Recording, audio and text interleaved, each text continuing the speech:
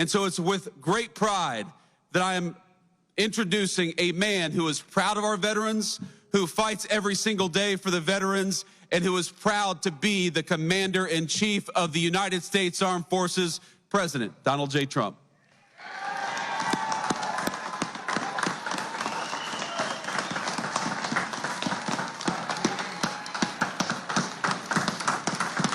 Thank you, J.D.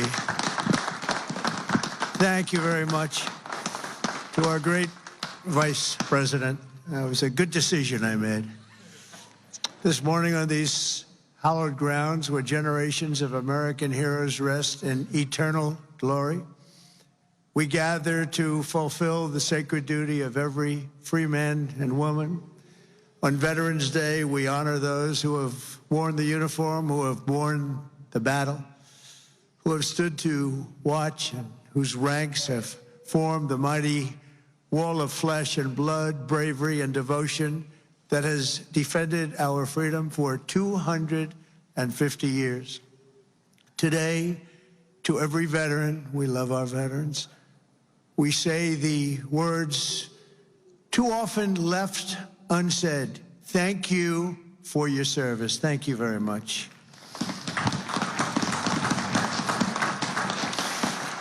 And we want to also say thank you for carrying America's fate on your strong, very broad, and proud shoulders. Each of you has earned the respect and the gratitude of our entire nation. We love you, we salute you, and we will never forget what you have done to keep America safe, sovereign, and free. Thank you very much.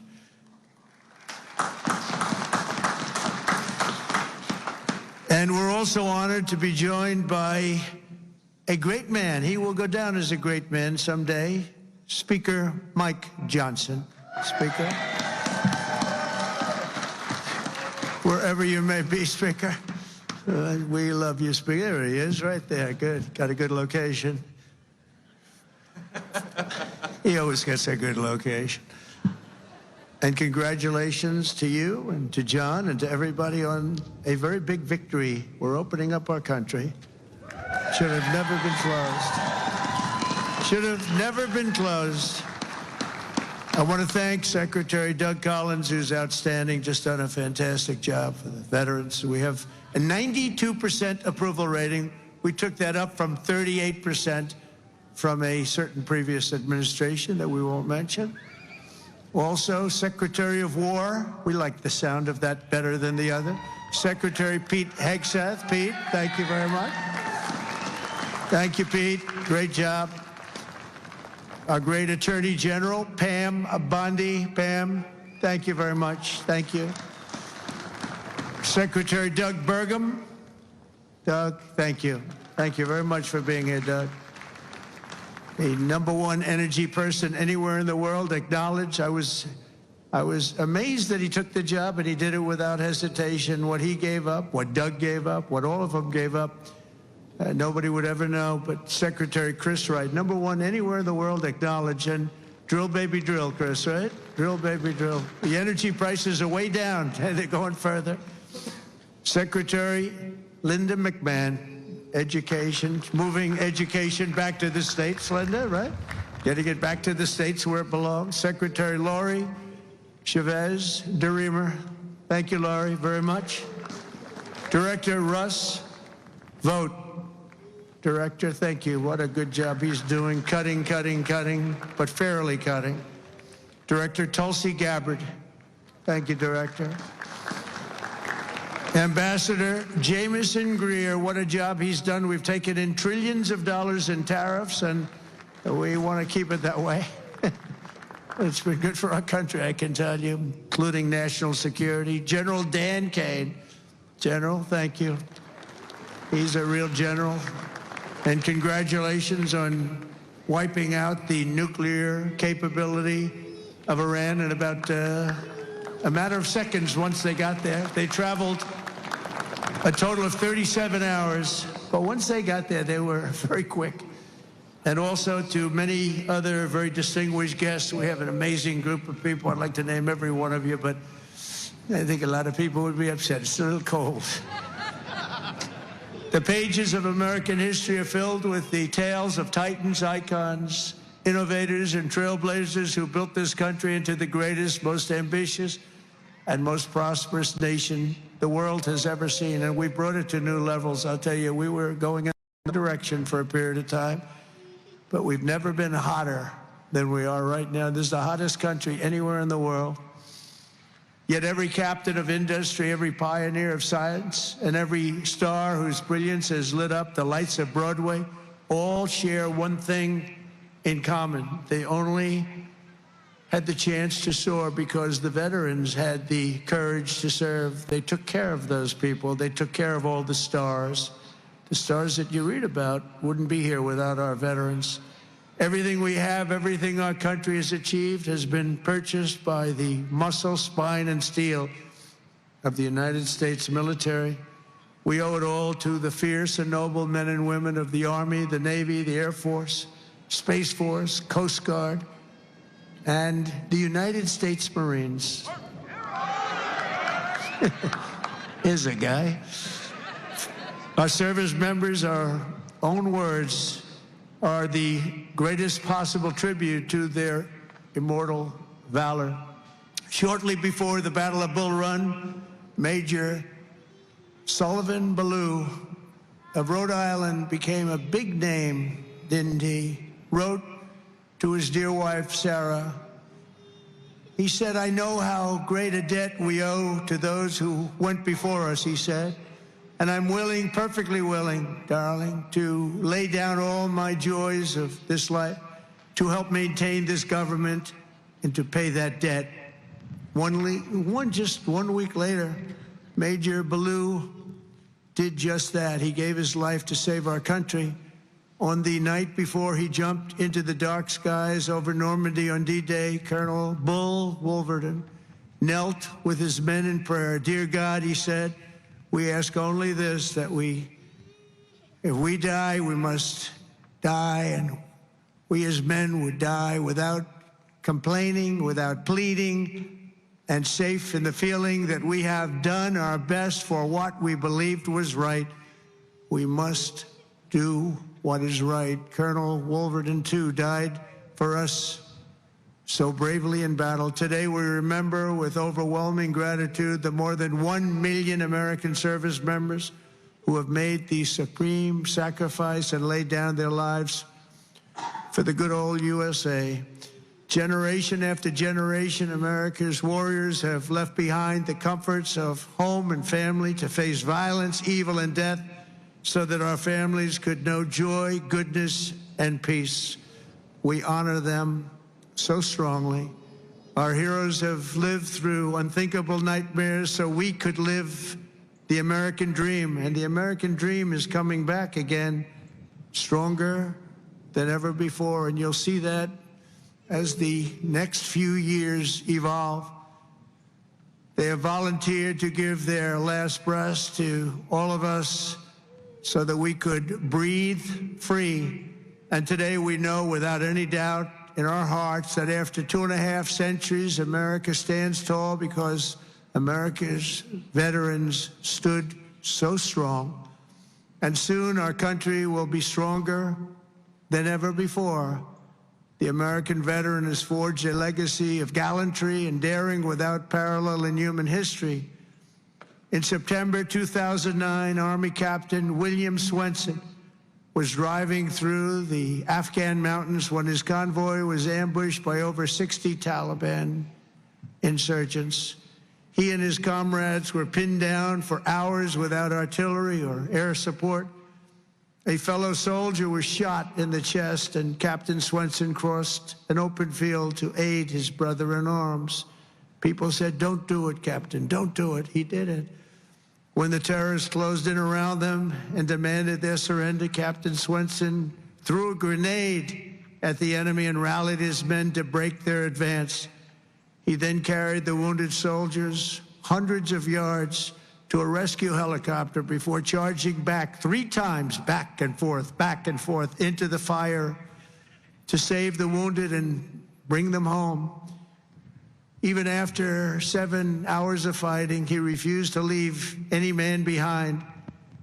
Retired Lieutenant Colonel William Swenson is here with us in Arlington. And for his actions that day, he proudly wears the Congressional Medal of Honor. Colonel Swenson, thank you very much. Thank you very much, please. Thank you. Thank you very much.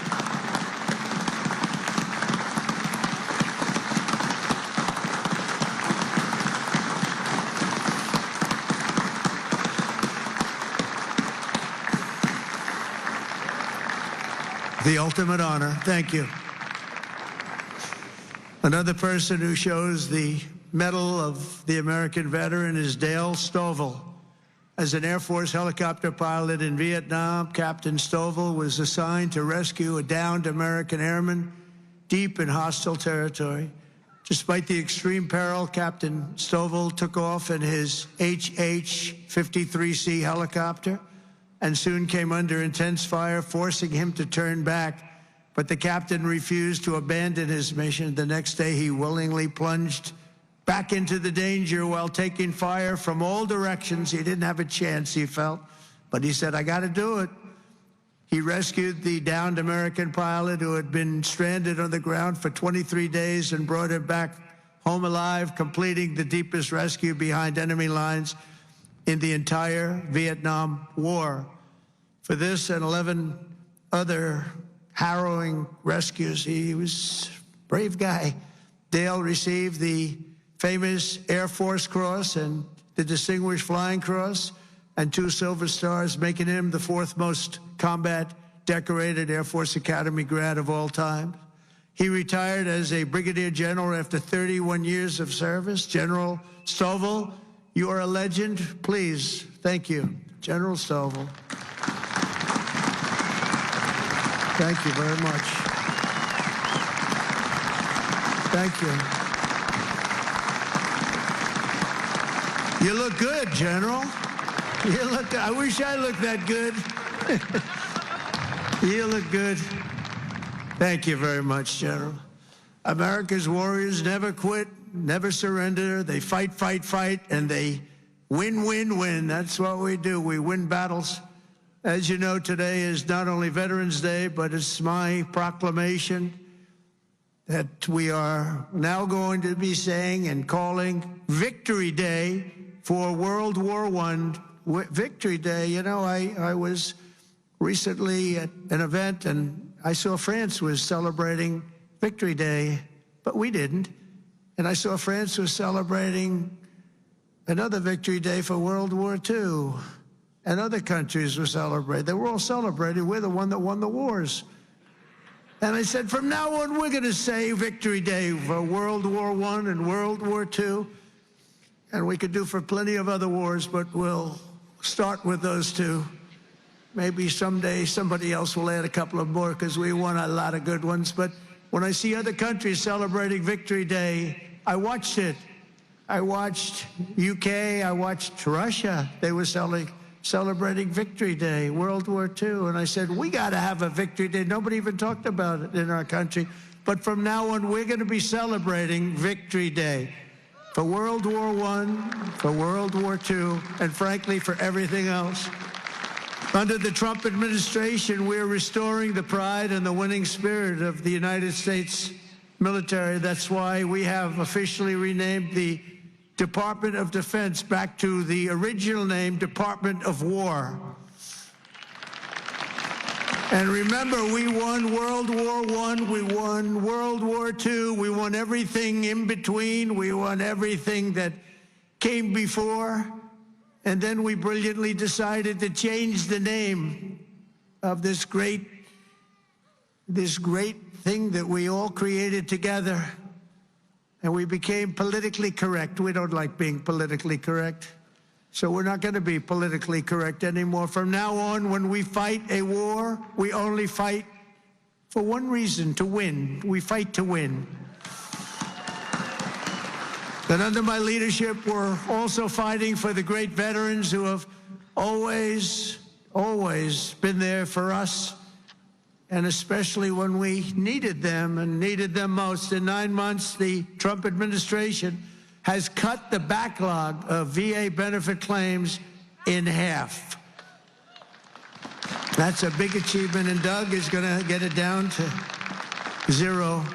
During the Biden administration, the backlog exploded like we had never seen before, and I'm going to eliminate 100% of that backlog. We're moving at that pace, and already we've processed more than 3 million backlog claims, the most of any year in the history of the VA. We've added more than 1 million extra service hours across the VA centers, and we've opened 20 new facilities in 13 states, something that people said just not possible to do.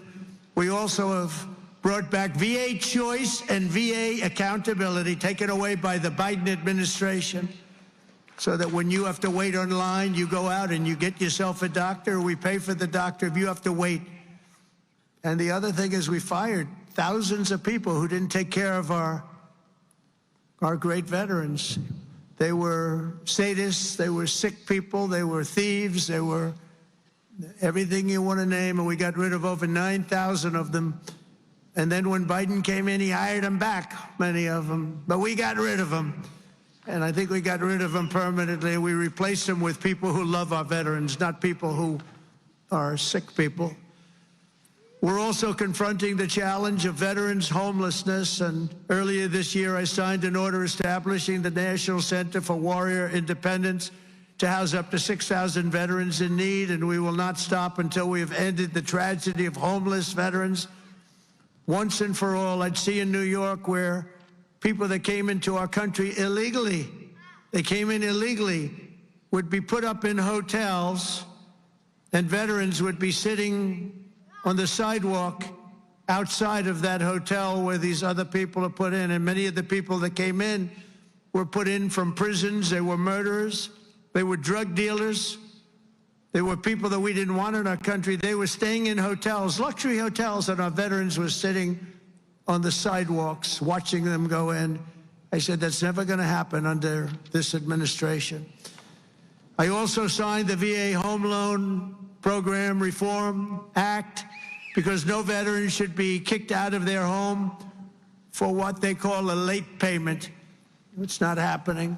And I'm pleased to report that since January, the veterans' unemployment rate has fallen by more than 26%. That's amazing. Work hard on that. And I also want to give a very special thanks to all of the veteran service organizations that work so hard. They're all represented here today. But they work so hard on behalf of our great veterans, and one of the heroes who reminds us of why we fight for those who served in uniform is Army Major and West Point grad Jonathan Turnbull. In 2019, Jonathan was conducting an operation in Syria when a suicide bomber approached and detonated his vest, leaving Jonathan gravely wounded, so badly wounded, they thought he had no chance. The injuries were so severe, the doctors gave him, everybody, they just looked, they all cried. They knew him, they loved him, and they were just crying. They said, no chance. He was resuscitated 3 separate times, and he underwent 22 surgeries, but he refused to give up. He wanted to live. He loved this country. He loved his family. He wanted to live. He was going through hell. I visited Jonathan at Walter Reed in 2020, remembered so well, and today I'm delighted to say that Jonathan is not only alive, he is here with us, back on his feet, and living a great life alongside his beautiful wife, Samantha, and their 3 incredible children. Jonathan, Samantha, please, God bless you. God bless you. Thank you. Where are you? There he is. There he is. Beautiful. Thank you very much. Thank you. You're a tough guy. You're a tough one. Nobody could have gone through what you went through. He's doing good, isn't he, huh, Samantha? Thank you very much, both. And in conclusion, from the very beginning of our country, our great American flag has always been shielded and protected by a special cast of citizens who has stepped forward to safeguard liberty's cause. When danger came, when duty called, when Almighty God asked, who had the will and the strength to defend the land of the free, each and every American veteran stood up and said, here I am, send me, here I am. They've come from every corner of this nation, from the cornfields of Iowa to the hills and valleys of California, from the steel towns of Pennsylvania to the vast plains of Texas, from the banks of the mighty Mississippi to the 5 boroughs of New York City. With selfless commitment and unyielding conviction, they made themselves America's ramparts and became the shield between our homeland and those who would do us harm. With everything they had, they did one thing above all else. They put America first. On the decks of destroyers, beneath the thunder of cannon fire, in the cockpits of our beautiful B-2 bombers. Aren't they beautiful now? We respect them so much. What a job they did. That in an instant completely obliterated Iran's nuclear capability, of which we have just ordered, I have to say, many more of the updated versions of that incredible piece of art. They defended the American Republic, dispensed American justice, crushed the enemies of freedom, and vanquished the forces of wickedness and evil. And that's what we've been doing. Because of what every veteran has done today, the flame of liberty shines bright. The people of our nation sleep safe. The American dream surges forward, and our magnificent destiny stands more splendid and glorious than ever before. So I want to say thank you once again to every American veteran. You are very, very special people, and always in our heart. Thank you very much, and God bless you, and God bless the United States of America. Thank you very much. Thank you, everybody. Thank you very much.